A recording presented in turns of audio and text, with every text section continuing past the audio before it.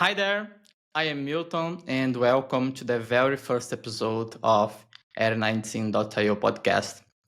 This project is something special to me. My goal here is to keep it real hackers, real stories, real techniques, and everything in between, like certifications and lessons from the field.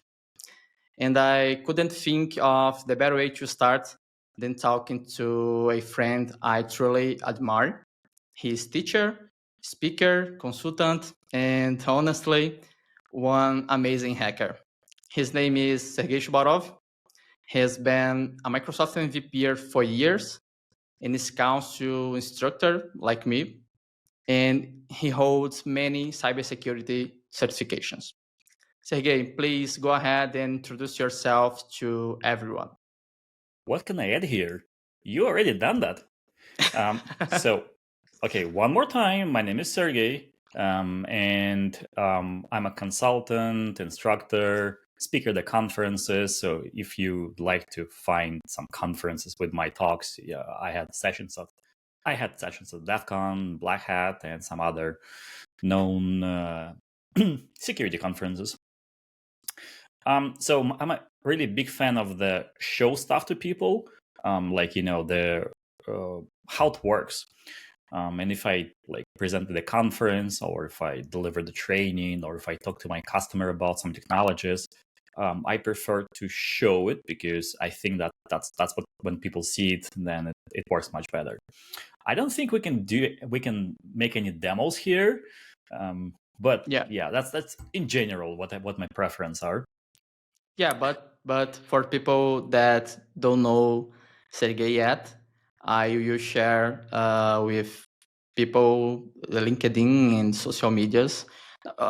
Honestly, Sergey just have LinkedIn. I think so. But I'm too lazy to have more than one social network. Yeah, me too. Sergey, people already saw in the episode banner that you are from Russia. I'm Russian. There always a bit of mystery around Russian hackers.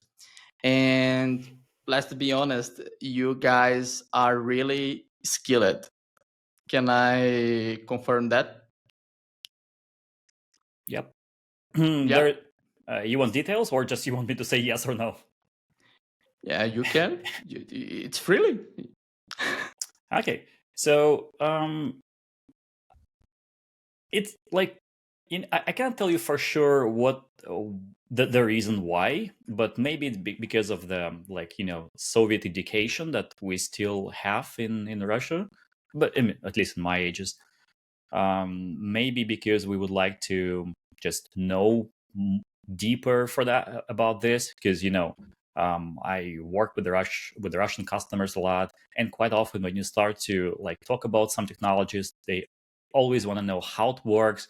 Please go deeper. Please tell about those nuances and so forth. So they really want to just go deeper, and I think that's the nice skill for for hackers. I mean, because we always need to go deeper, sometimes in the rabbit hole, but we need to know how it works. Yeah, but seriously, now, how did your journey begin?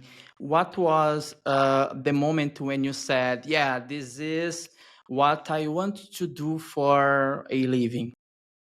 Okay. I used to work in IT for some time, and for a long time, I just did consulting and about literally everything. So deployment of operating systems, configuration of monitoring, and so forth. But then what I found that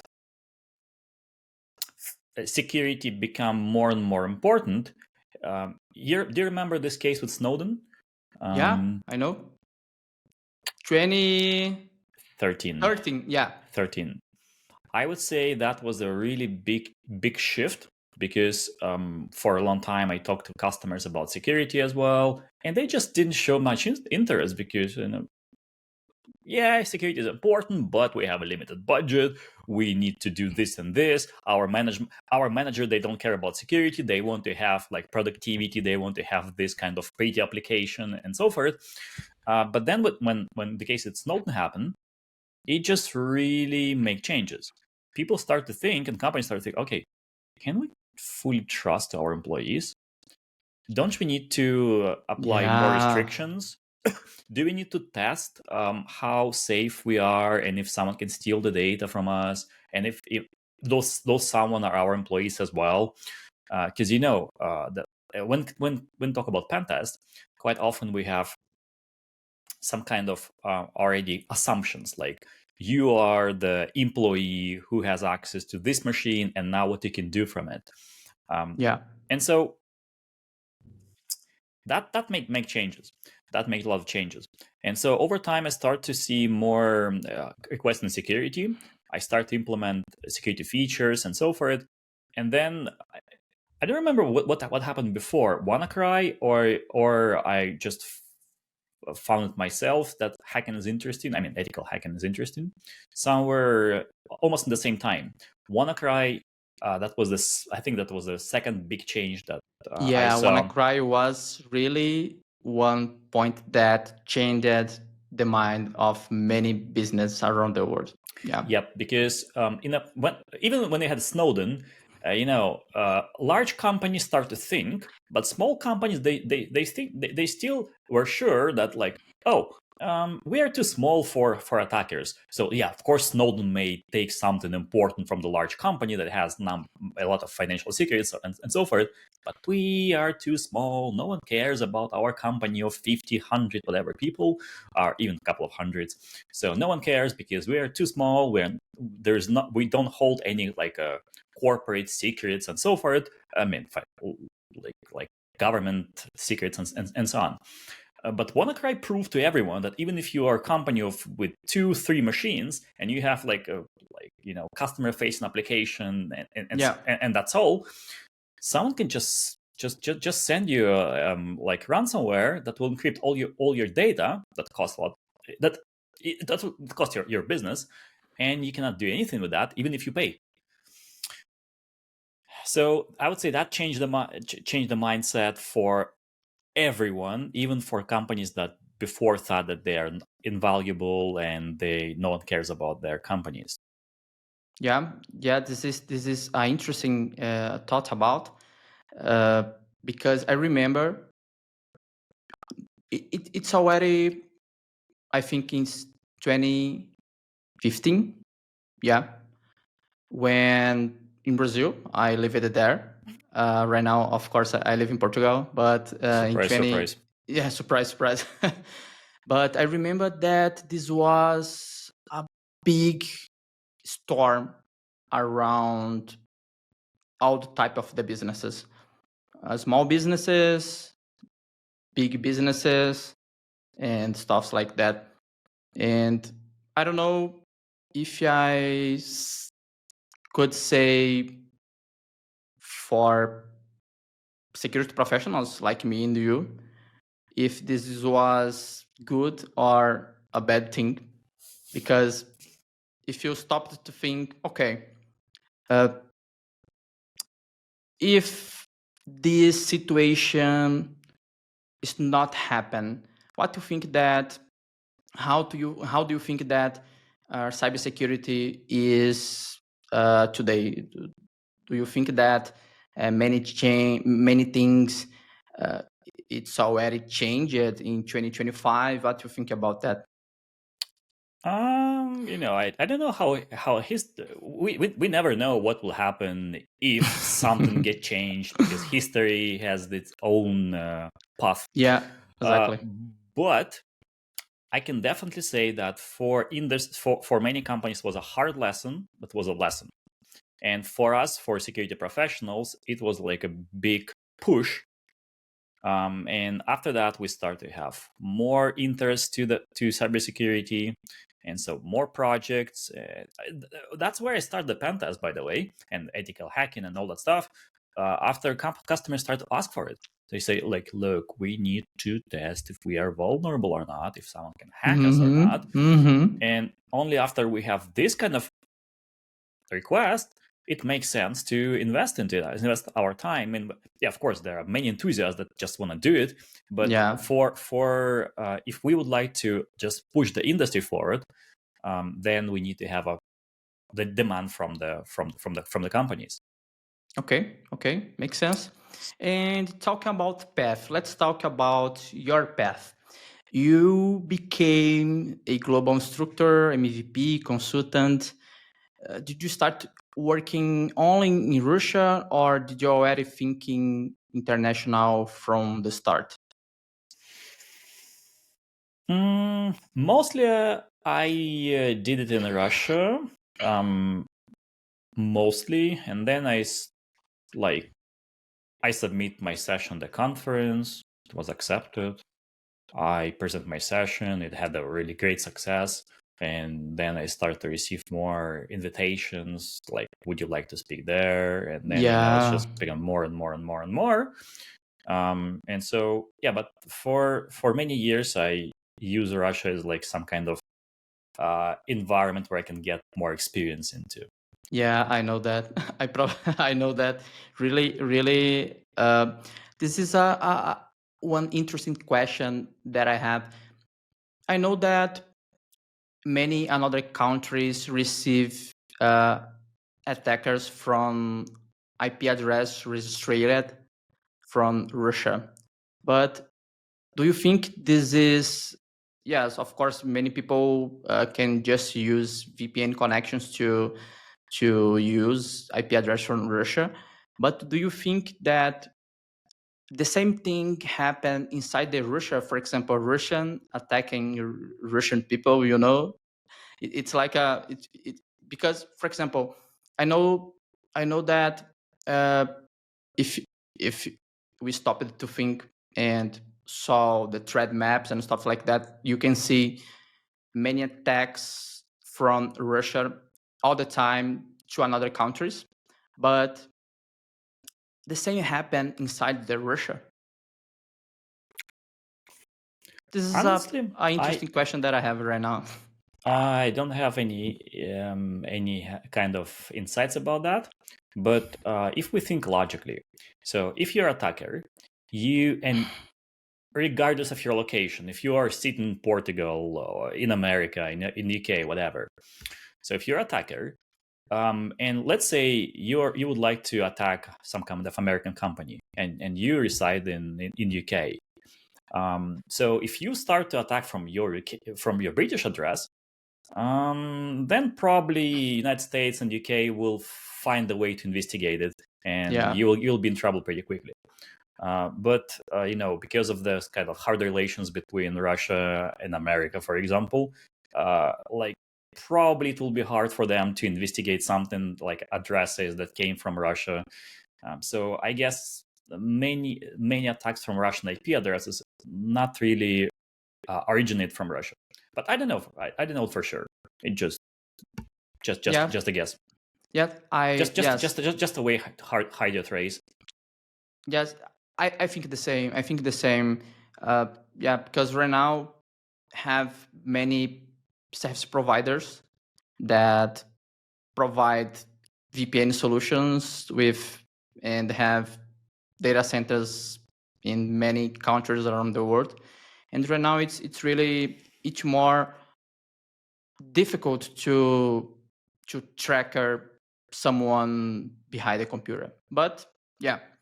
And let's change. I know that many people ask you about your job, about your path, about your certifications, and talk a little bit about certifications. Did they really open doors for you? Which ones were key in your career? What do you think about that? Certifications. Let me try to reformulate this question. Let's try to balance between achieve one certification and achieve really acknowledgement to do something. Okay. I was lucky enough, even before I started work in cybersecurity, I already had so many certificates. Many. Yeah, I know that. Even before I started to do anything in cyber. And by the time when I started to work in cyber, I mean, by this time, I already understood that certificate is just a piece of paper. Now it's not. There's no even paper now, and there's nothing more important than your skill, what you can do, and the certificate, you can just make a quick proof that you can do something. And so when I started doing cybersecurity, first I tried kind of well-known exam, certified ethical hacker. Then I heard a lot about OSCP. C8 probably. I mean, CEH, the certified ethical hacker, but Yeah. then I also heard a lot about OSCP. I did CEH; it was not that complicated. It's like theoretical course, Yeah. theoretical exam. But then I also heard about OSCP, so I need to try it. What was funny, by the way, it was between my business trips, so I had only 2 weeks. So 1 week I spent on the virtual machines in this range. Then I went to the concert. Metallica came to Moscow, so I had to fly back and forth. And then on the rest of the week, I took a OSCP exam, and I passed OSCP. Then I took other exams from other vendors, also offensive security. This next one, offensive security experience pentester, and some OSEP. other OSEP. Yeah. And other vendors like Rest, also AC Council, CPAN, and something else, and from I&E, which is ex-alert security. So many of those, but most of those voucher, most of those exam attempts were sponsored by someone, or I may pay from my own pocket, but it wasn't that like it wasn't like that's not it was not my last money. But at the same time, what I receive sometimes on the LinkedIn, I would say that quite often, I have people that ask me what kind of certificate what kind of exam and certificate they should receive, which course they should take, and so forth. And sometimes I hear the stories like that people think that if they pass this exam, it will open all the doors for them, and then HR of any company will be happy to hire them, and they will make a lot of money and so forth. It might happen, I don't mind, but at the same time, I hear the stories from people that they just spend their last money that they save for a couple of months or even more just to pay for the exam, and in that case, they may have kind of high expectations. Yeah, I know that. And I think it is better to get the skill to make sure that you know this thing, you can do this thing, and then it will help you much more to get the job than just a certificate. And if certificate is so important for the employer and you are really that skillful, then employer will probably will pay for it. Maybe yes, maybe not. But if you have like a commitment from employer, like, look, you are so smart, but we need a certificate, then go and take it. But yeah, sometimes just this to just take an exam, spend your last money, and hoping that it will help you to get a job, you may be disappointed after that. Yeah, sometimes I already listen many stories like that. And yeah, if you sometimes you when you're looking in LinkedIn of fan page LinkedIn, sometimes you can say, I remember that one time I saw one image that said, after I passing OSCP exam, and appear one guy with many money uh, making this.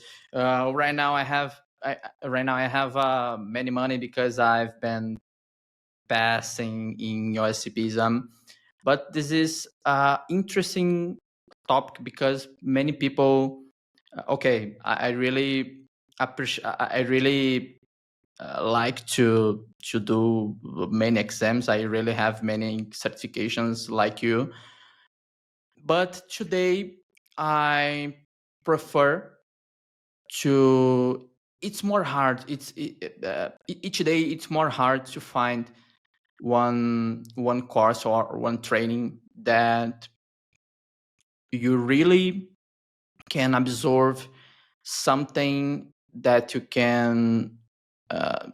that you can follow in your life. Because when you pass in many exams or you already did many trainings and certifications, is it's more difficult to find something that really you can absorb your can enhance your knowledge. Yeah, this is just my thought. And but I really agree with your thinking about. And I know that you teach a lot. Let's talk about right now your hacker instructor life. I know that you teach a lot, but you also hack a lot. And let me know, how do you manage both training, research, real world projects? Uh, and do you have any cool, funny story from a live class or maybe one pen test? Okay. Honestly, managed schedule is not always easy. So, teaching.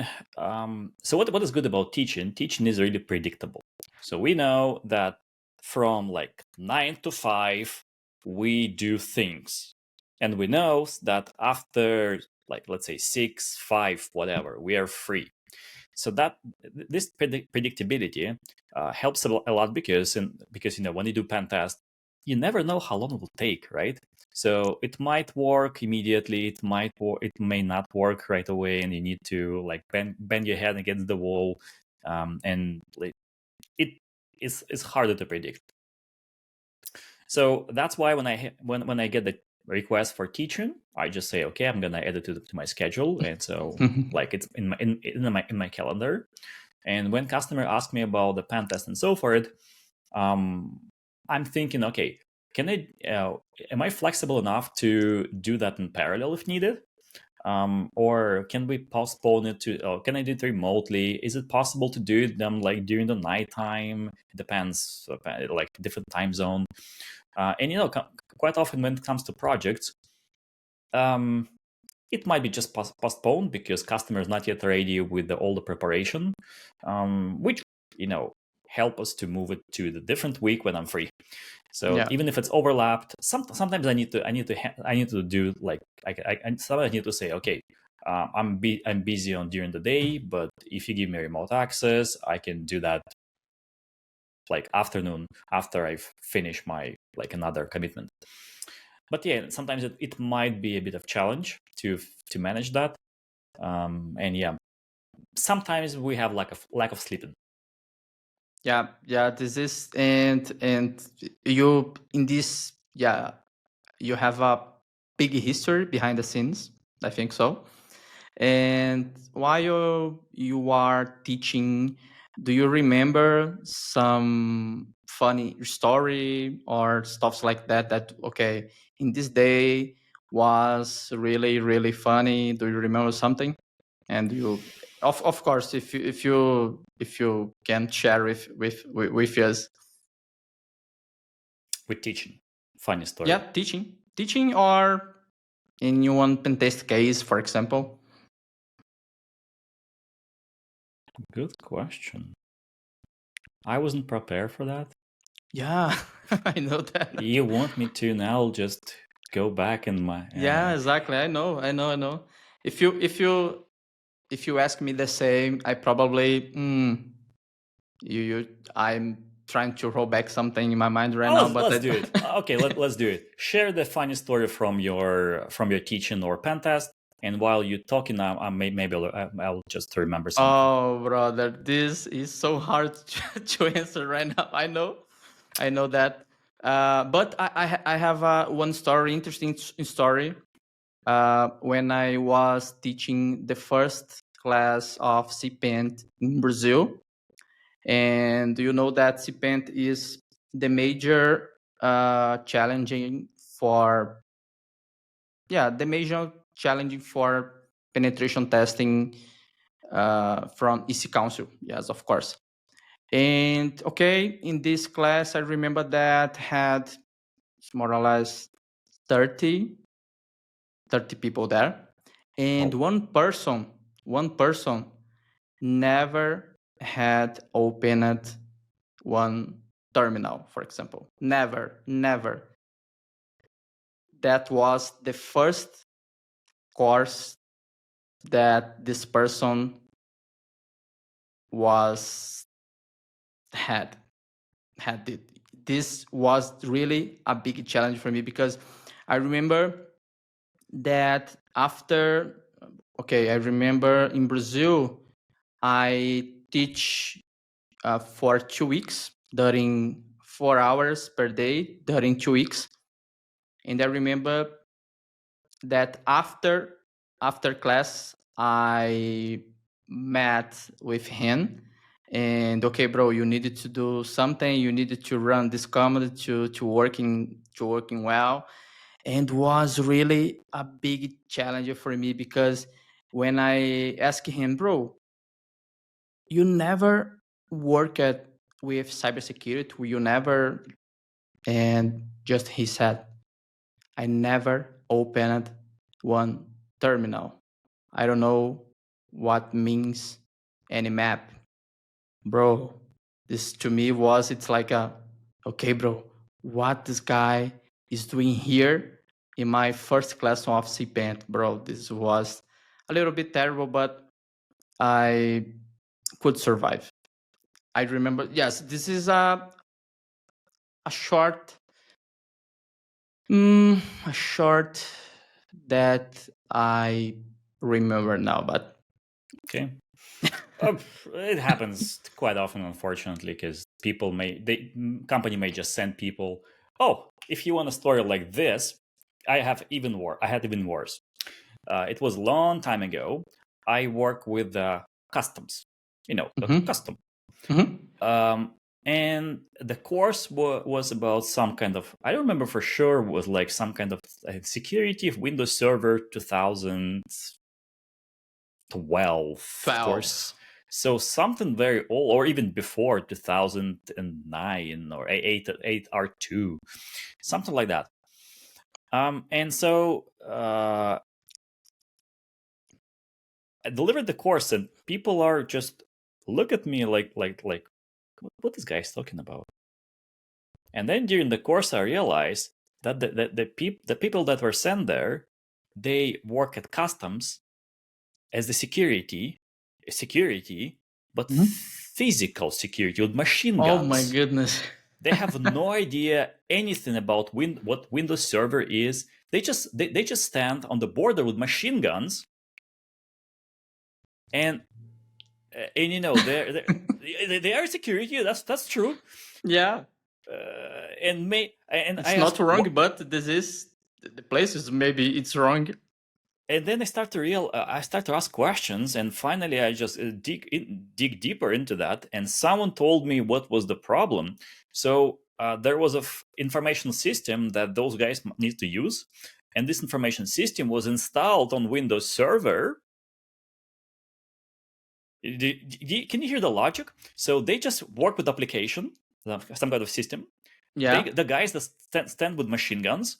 Yeah. And the reason why they're on the course about Windows Server security is because their application installed on Windows Server, and they work in security.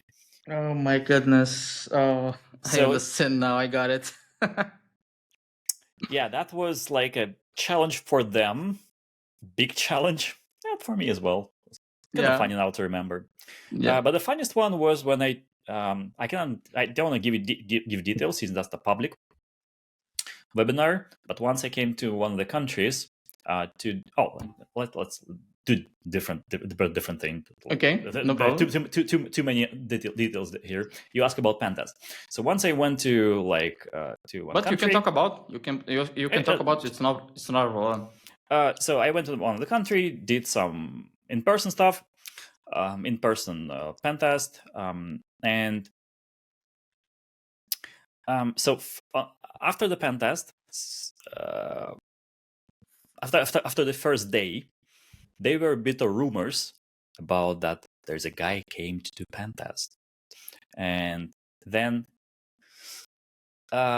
we use all the time this piggyback to get into the building, and even if I finished, I stayed there for additional days just to So I finished all the official work as a pen tester, and then we had one day to present all the findings and so forth. So I already finished the pen test, so I didn't do a pen test, but just like a habit, just use piggyback and so forth. So to go everywhere without the badge and just ask, like, oh, please hold the door for me. People are polite; they just do it, and then. The department that the person that hired me, he said, look, there was a call from reception. They said, please ask your guest to wear a badge. So finally, after a few days, and after they got some rumors that there's a guy who is the testing security, they called to the department and say, please ask your guest to wear the badge. Oh my goodness! Because I was the official guest now, and I just go there to their meeting room and present their findings and so forth. But just a force of habit to just go without the badge and ask to hold the door for me. Tailgate and stuff like that. It wasn't the part of engagement anymore, and so but then please ask your guest to wear the badge. They didn't do it when I was doing the pen test, but after I finished the pen test, they were like, tell this guy to wear the badge. Oh my goodness! And usually, I have a question. When you have opportunity to test this type of, when you have opportunity to use this type of techniques, you usually put this inside the document of your security audit, or you just report for your customer, or you just say something for your customer. Oh, we always report if there's a part of the engagement. Oh, look, if I'm just having fun, I can do whatever I like. But if there's a part of engagement, we have to report, of course, and we have to describe all the findings. We need to give recommendations and so forth. But when I just have fun, then I can just say, look, I get into it without the badge, and no one asked me. They even hold the door for me. It's funny. I really did this many times with. Usually when someone asks me to go to inside of the business to audit or stuff like that, usually I using many social engineers techniques like tailgating, and the major part of techniques that many other hackers, because people sometimes thinking or guess that this type of attack not happen in real life. But I remember, 3-4 weeks ago, I think so, or a lot of, I don't remember, but I did the same, but I used one hide camera in my body. And in your body. Yeah, exactly.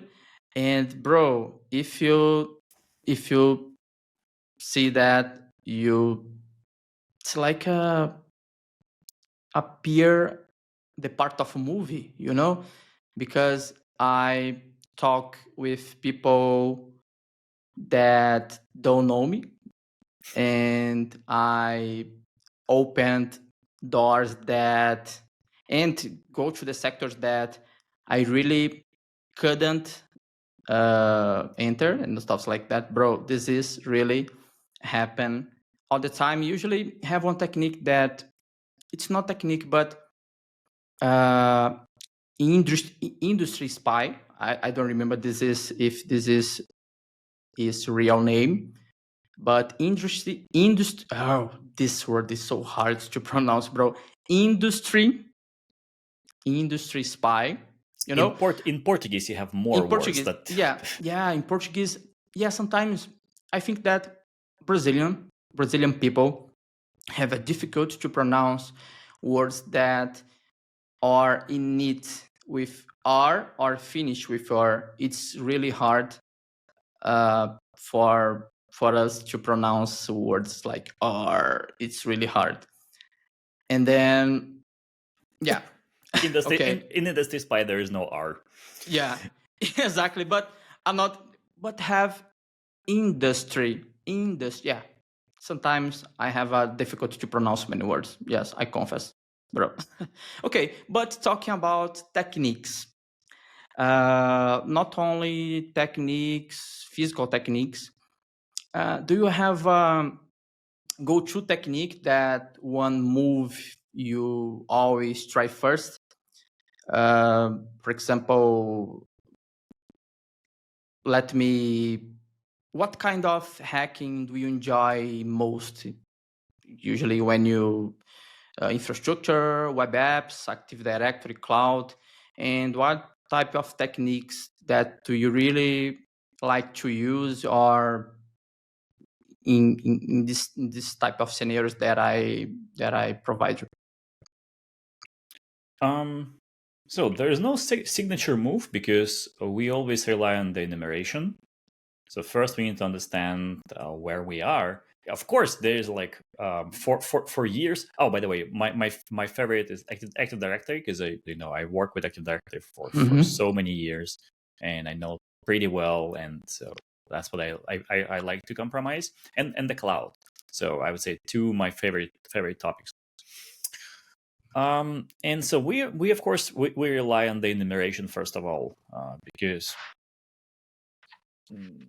every infrastructure is different. At the same time, for many years we had some kind of many techniques that work like a charm, just because operating system were so vulnerable to it. Like for a long time, PowerShell was the tool that we can use without being detected, and we just execute the Yeah. stuff in memory, and it worked pretty well.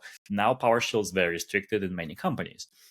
It's like in the past, like it was open everywhere. You can connect using PowerShell to every workstation, every server, and PowerShell work everywhere. And many antiviruses did not detect PowerShell based attacks. Now it's different. Nowadays, first of all, many companies block PowerShell. They restrict the remote connection from PowerShell. They also antivirus is now aware of the PowerShell based attacks, and they also Windows, if we're talking about Windows, also has a number of enhancements that block PowerShell based attacks. So PowerShell for a long time we used a lot. Then memory dump, like dump Elsas. Right now, it's more difficult Oh yeah. to use these techniques. Usually, when you try to do that, usually, for example, if you are using one XDR or stuff like that, usually these endpoints normally isolate the machine in the same time. When you try to create one memory dump for LSAS, usually this technique, it's more for antivirus or EDR, XDR. It's easy to detect. Yep. Even now, if you just take a Windows machine and try to make a memory dump, at least, and with a full admin rights, Windows will tell you, "Oh, sorry, you don't have access to it, access denied." Hey, come on! I'm a system. I'm a local system. I'm an admin. I should do whatever I like. No, you cannot do it because that's the operation that we don't allow you to do. Yeah. So yeah, memory dump we used for a long time. Mimikatz. Mimikatz was quite quickly blocked by antiviruses, but Yeah. obfuscation used to work pretty well as well. So Mimikatz we use pass the hash, pass the ticket, if you like, especially pass the hash because they stole the hash, and then you move laterally across the network. So yeah, there are many techniques that are kind of popular. Or this one, something like SMB relay. So you compromise one machine, then you do until you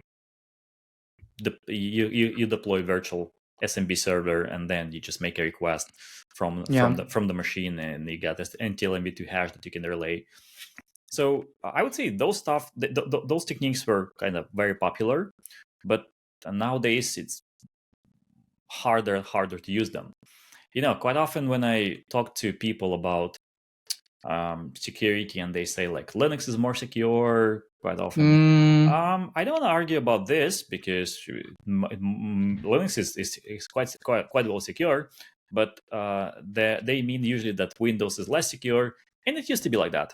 There are no doubts, but now Microsoft invests a lot into Windows security, so Windows has like larger attack surface, which is always true because so many people use Windows, but now they invest so much in security, so it make our life much harder as a pen testers and ethical hackers, and they give us a hard time.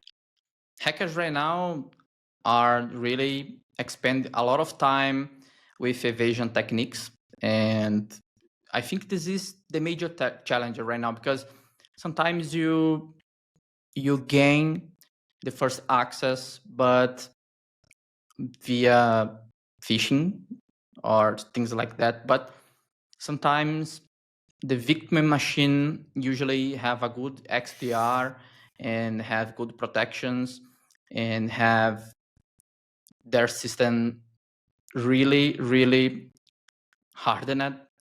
And right now, the attackers have a lot of difficult to create evasion techniques. This is for example, when I'm auditing some customers, they right now use XDRs like Cortex, Harmony, CrowdStrike, and stuff like that. And usually, even if you have a local system admins, you can disable this endpoint, and you need to create sometimes one evasion technique that is not recognized for this endpoint, and sometimes you don't have a lot of time to do that.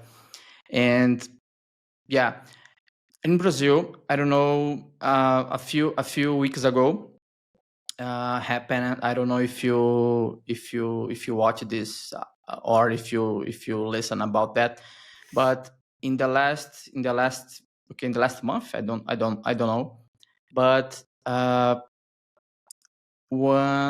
big businesses was compromised by an insider, and this insider was, for example, let me try to explain this history. This guy worked at one businesses that is responsible to manage payments to another businesses, and basically B2B. this guy worked like a junior programmer but had credentials, and the people basically, I don't know how, but people talked with this guy and said, bro, do you sell your credential to me, and I will pay you 15, I don't remember, but it was 15,000 reais. 15,000, yeah. This is more or less, I don't know how much dollars, but this guy seller that credential and just run one binary inside the computer of the businesses and compromise it. Basically, it's like it was one one agent for C2 infrastructure, maybe. And the attackers steal 1 billion of reais Wow. just with this credential. Bro, this was a big, yes, probably 1 month ago. Yes, was noticed in many vehicles of communications in Brazil. So I checked the rate, and 1 billion, it means 200 millions, around 200 millions USD. Yeah, it's really, yes, it's really a lot of money.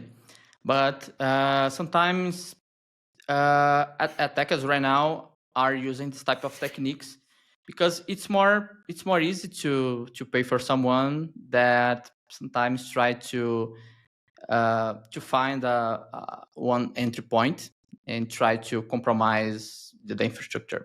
Yeah, Exactly. bro. And let's talk trends. AI. Trends? Yeah. Oh, yeah. Do you think AI will replace hackers?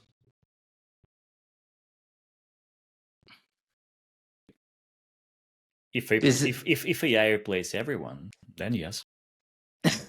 Yeah. Yeah. Are you using AI in your daily work?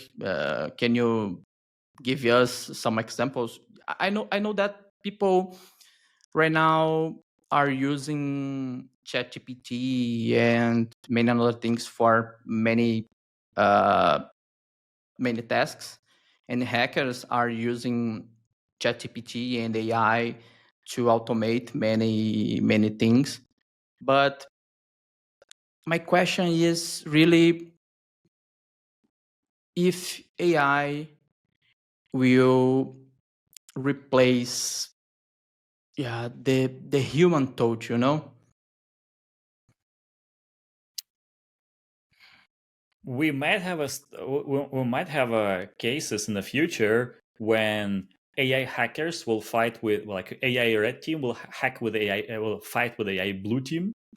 So something like that I may expect.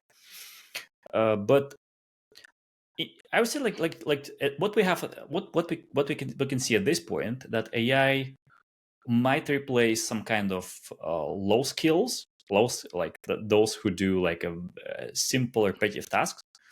But if when talk about hacking, it's still kind of more complicated Yeah, activity. So because right now have many propagandas, you know, many announcements that say, for example, have one businesses that's called Pentera. I don't know if you listened to this before. Pentera, it's it's really expensive tool that basically promises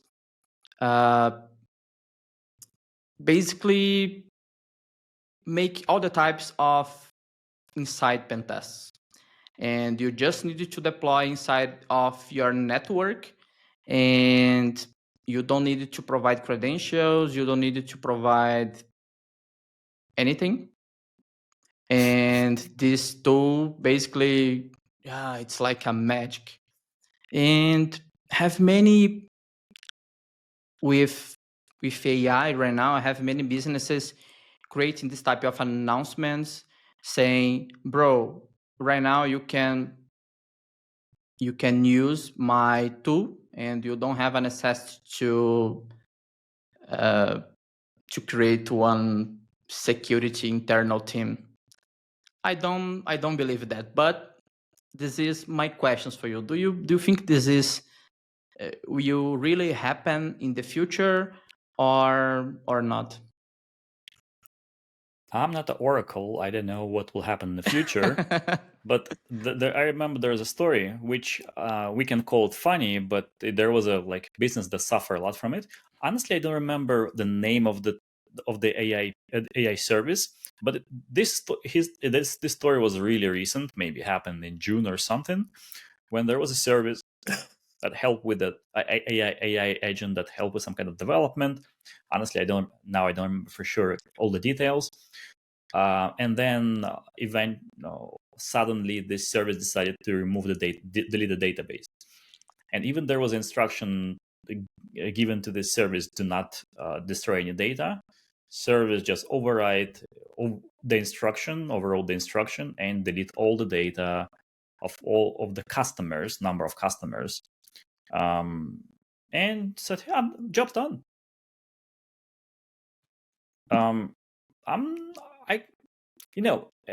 Yeah, of course, AI is getting better over time. There is no doubts about that. But what we can see at this point, AI is not ready to replace this kind of job that we have. It might replace something like more repetitive task where we need to copy paste from one document to another. Here, yes, but this kind of job when you really need to do a lot of things, look at the feedback and adapt all the things that you do, learn all the time and just adapt to it. Probably they won't. Plus, how AI going to do physical pen tests? There will be like Android that is walking in your building. Yeah.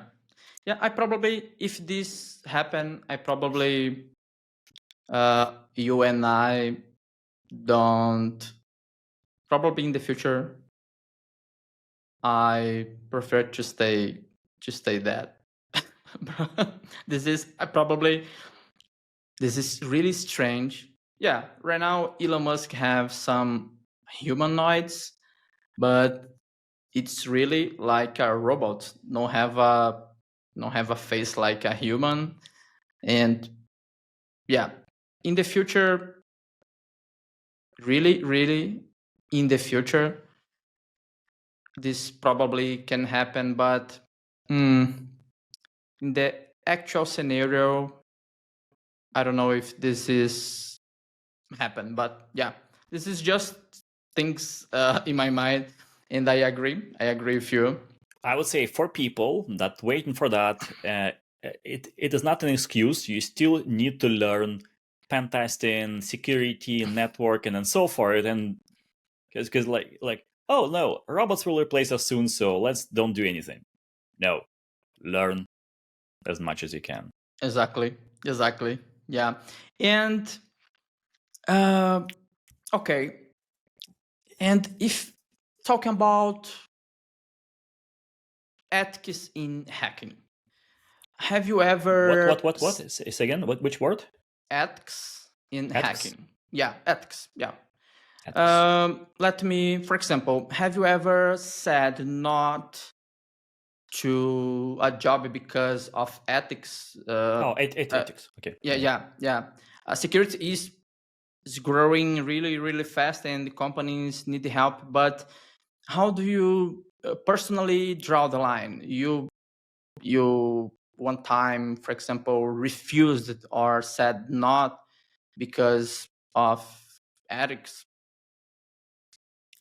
Primarily, I don't work with nation states. Okay. Because I travel everywhere and I involved into like projects into different countries, and not always those countries like each other.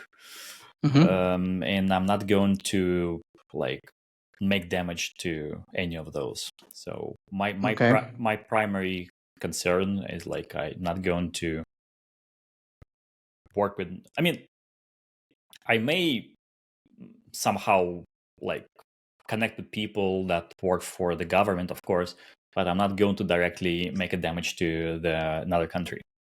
Yeah, me neither. That's my primary. That's my red line, if you want. Okay. And right now, for people listen now thinking, bro, I want to be like Sergey someday. What advice would you give for these people? You have many knowledgement, bro. You're asking about knowledgement. Okay. Yeah. But what you advise you give. Do you think that to complete this question, do you think that certifications still matter, or it's more about having strong portfolio these days? So I can say about me. For me, I can understand something only if I do it myself. So you can tell me 1,000 times about, I don't know, how Nmap can be used and how good this tool is, but I need to do it myself. Only if I do it, it start to click, like, yeah, no, I got it. What is that? Now I know why do we need this? And so hands-on, that's the most valuable, I would say, because nowadays we have so much information. Yeah. Just open Google, DuckDuckGo, YouTube, any kind of place, any of those, and you will find so much stuff about everything: articles, videos, even our podcast is like we compete with others who also have some kind of recordings on the different social media. So there's so much information, and the value of information became lower than it used to be. Yeah. Like if you remember our older days when we worked in security, when we had to develop everything ourselves, even before security, whatever. So we develop ourselves. Now you can find any kind of tools. You can find instructions to them. You can find the video how people show how to use them. You can even ask AI. Oh, look, I don't understand how to run Nmap. Like, can you help me with this from ChatGPT? And so the actual information became less valuable. But what is still valuable and even more valuable nowadays is the skill. What you can do. What you can do. Yeah. So yeah, for sure. That's why that's what I prefer to do for my that's what I prefer. I prefer to do it. And if I try to understand something, I do it. If I have a chance to do it in the real world with customers, I use it in the real world. If I don't have a chance, at least I don't know, I'll deploy virtual machines or install some tool on my server. If that's about, last week there was a new vulnerability in Linux for previous escalation. I found it. First thing I did, I downloaded it. I deploy a couple of virtual machines that without fixes. I test. Yeah, it works. Cool, it works. Yeah, and right now it's more easy. Right now you have many tools, many environments like Microsoft. Sometimes I remember. Yeah, you can say better about that.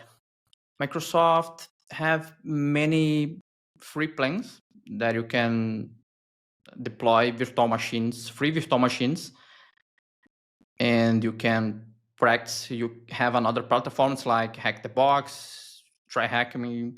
Yep, And exactly. right now it's more easy.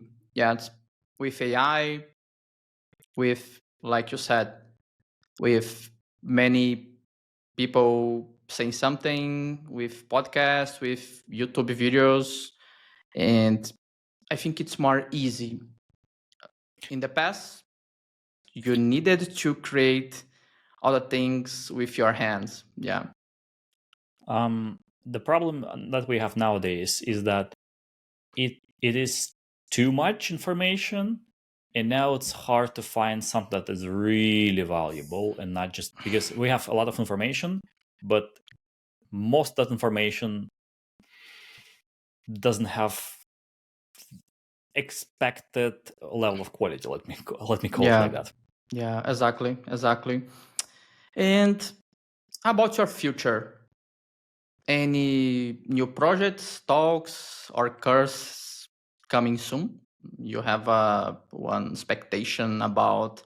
I know that you teach for many countries. You have talks all the time, but you have something coming soon, course, project, talks that you need to share right now?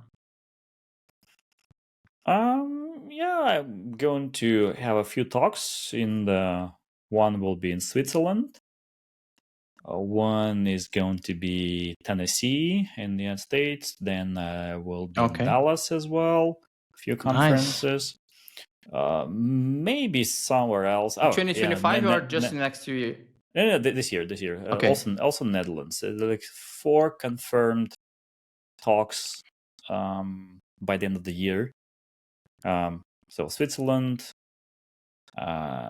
Tennessee. I mean Nashville, Tennessee. Like Switzerland, Nashville, Netherlands, and Dallas. Okay. This is So interesting. speak at a few conferences. I don't know about courses and projects. It's kind of routine. Just nothing really special about that. Just Okay. And one question. And when you are not hacking, what do you do? Usually, you watch movies, games, family time. When you really, this is a interesting question because sometimes people ask me how I manage my time and how hackers uh, disconnect.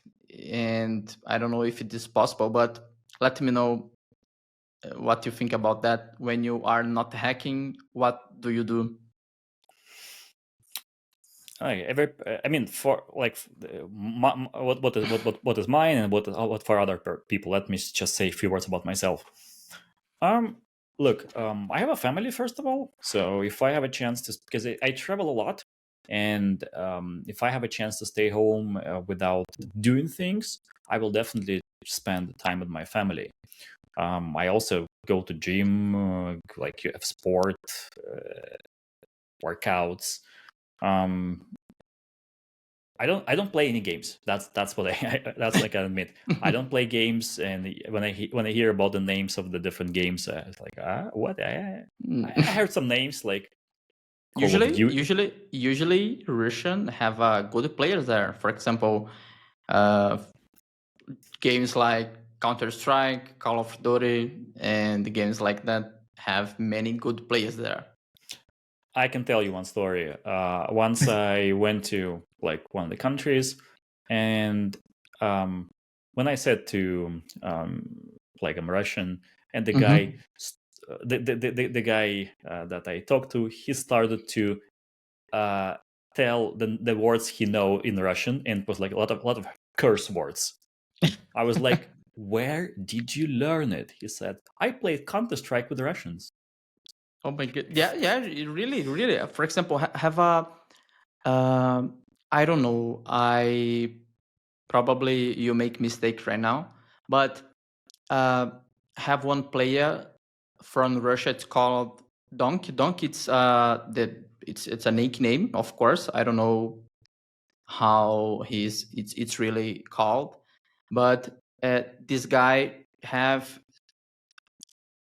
right now. You make mistake. Probably 15 years old, and he is the best of the world. Yes, the number one, and Cool. he is from Russia. Yeah, just but I and yeah, playing Counter Strike. That's called probably people that uh, follow Counter Strike. Yes, probably know that, and if you really know about that, please uh, uh, write down below. And yes, but I remember because sometimes I watch many videos uh, from players that play Counter Strike, and I remember that these guys was considered the number one of the world playing Counter Strike. Yeah. Cool. Uh, So yeah. for me personally, I prefer to just have more like active life. Maybe I'm too. Um, I don't want to say I'm too old for the video games, but maybe I prefer some old school like walking, sport, and so for it. Yeah. So digital detox. But other people, they choose what they want to do. What they want. I think, I don't want to be a psychologist, but your life should be like more balanced, and you should not do only one single thing in your life, like let's do security, hacking, or gaming, whatever. So if you Yeah. have if you keep it in balance, that will be like, you will live more years, and Yeah. will have more motivation to continue.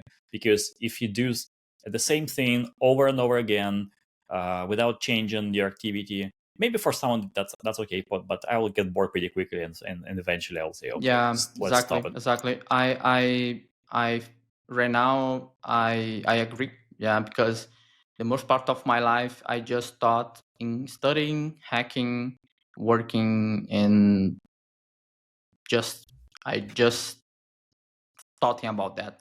But Oh, talking, I also go to the concerts. yeah, exactly, exactly. But if you one interesting, it's a classic, if you could talk to your 18 years old self, what you what do you say for you, directly for you, when you had 18 years old? Buy bitcoins. Buy the currency. Buy bitcoins. Oh, okay, buy bitcoins. But yeah, me too, bro. Yes, right now people are millionaires, billionaires, with, okay, I don't remember when was the boom of the Bitcoin, but Bitcoin right now it's really expensive. If you wanted to buy one Bitcoin, you really need to have a lot of money. Yeah. Yep. Sergey, it was a real pleasure to have you here for our very first episode. You show here exactly what this podcast is all about: real people, real skills, real hacking. Yeah, I'm not an And I'm not AI generated. exactly. And any final message for our audience? Join other web, or like, put how they say usually. Please subscribe. Join Please. other sessions, and the most important, just set the goal, what you want to achieve in cybersecurity, and get it. So because it's achievable, just need to know what you want, Exactly. and first, like, set the goal and go there. And if you need our help, let us know. We are, for me, personal messages are open. So Yeah, exactly. Bro, thanks again, my friend. And thank you to everyone listening or watching. Be sure to follow us, share this episode, and stay tuned because this is just the beginning. yep, Yeah. beginning. Maybe you'll see me again someday. Yeah. Yes, of course. Of course. All right. And thank you, a lot of people. Thank you, Sergey. Thank you, all the people that accepted join with me. And Thank you, Milton. yeah, thank you, bro. Without you, No, it no, could happen. okay. Bro, you have a beautiful history behind the scenes. And this is, to me, it's really, to me, it's a big opportunity to have here. And I just appreciate your time. Thank you. All right, we should stop. So we already say bye to everyone. Stop talking. All right, bye to everyone. Bye. See ya. Bye bye.